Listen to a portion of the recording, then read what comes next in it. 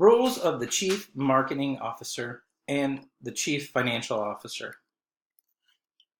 Understanding corporate finance and the role of the CMO and the CFO is important at all management levels. Knowing these roles will give you a better understanding of how money is raised for a company, who and where the decisions are finally made on new product launches, who and where the decisions are finally made that affect operations, and who makes decisions on whether or not to issue corporate stock or borrow money. Let's first take a look at the different types of business entities that a CFO or a CMO might work for. A sole proprietorship is an unincorporated business with just one owner. The single owner pays personal income tax on the profits earned from the business. Due to little government regulation, it is the simplest to set up and take part in. Sole proprietorships are popular among small business owners, consultants, and self-contractors. Many sole proprietorships often do business by using their own name, as there is no need to set up a business name.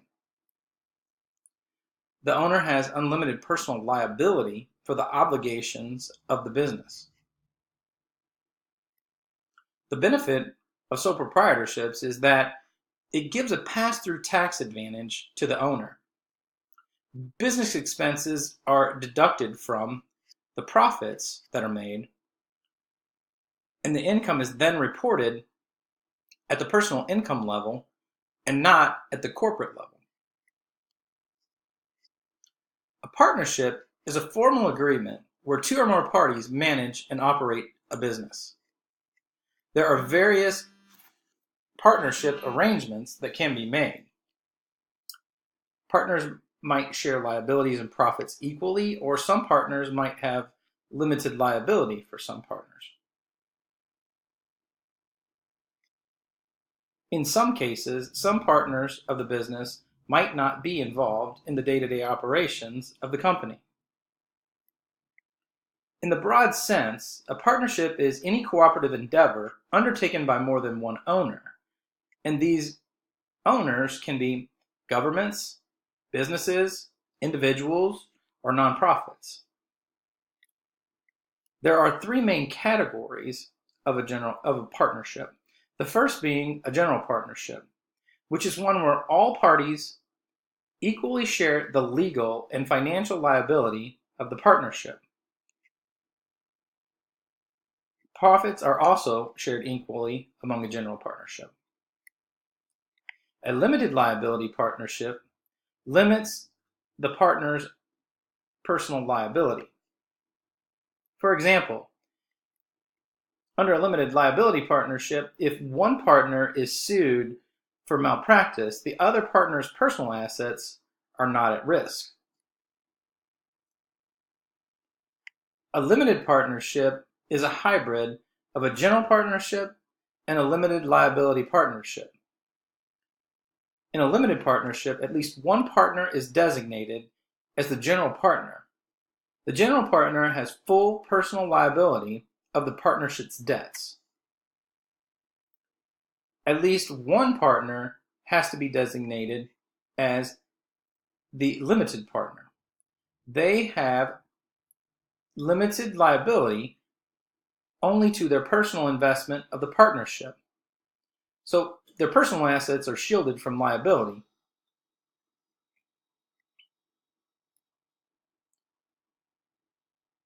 That limited partner, by the way, also has a limited role in the day-to-day operation of the partnership.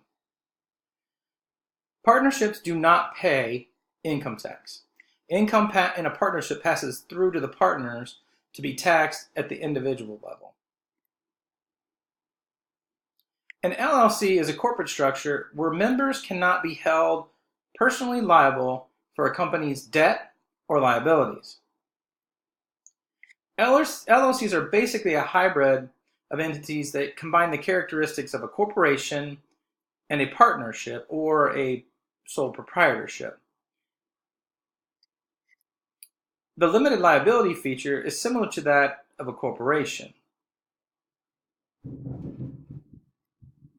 The flow-through availability of taxation to its members is similar to that of partnerships and sole proprietorships. The primary difference between an LLC and a partnership is that the LLC is set up to separate the business assets of a company from the personal assets of the owner. This insulates the owners from the debts and liabilities of the LLC.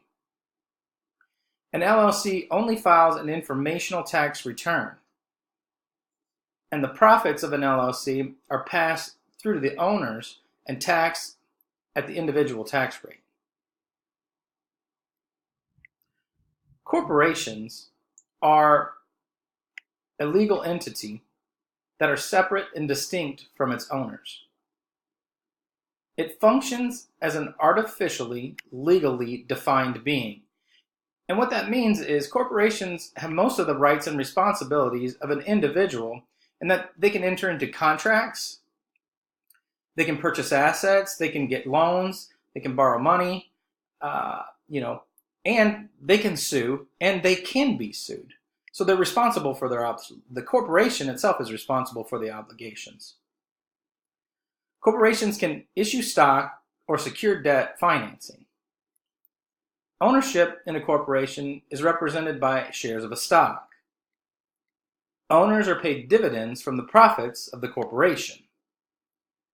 The total equity in a corporation is then represented by the total of all outstanding shares of the corporation stock. Corporations file tax returns and profits are taxed at the corporate level. Corporate income is taxed twice because shareholders have to pay personal tax on the dividends they receive, and the corporations do not get to deduct their dividends from their revenue.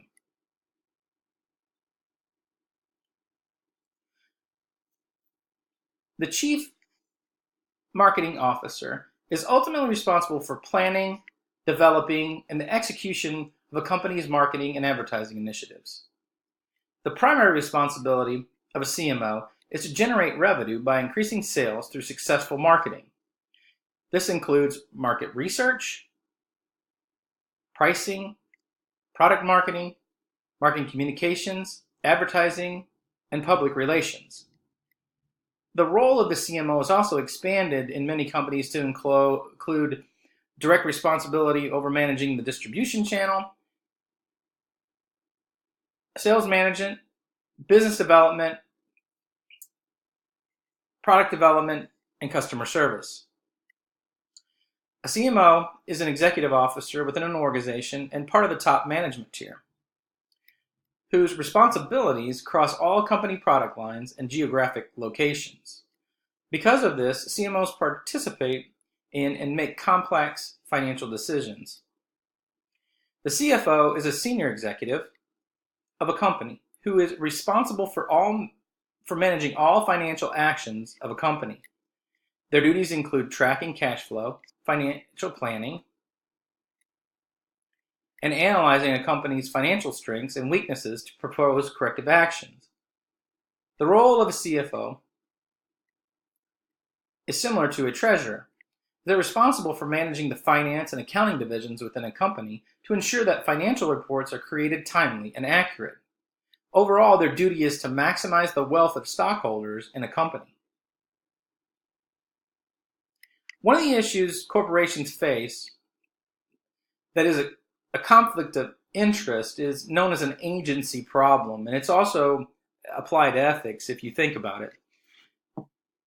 In corporate finance, the agency problem usually refers to the company's management acting in their own self-interest instead of the interest of stockholders.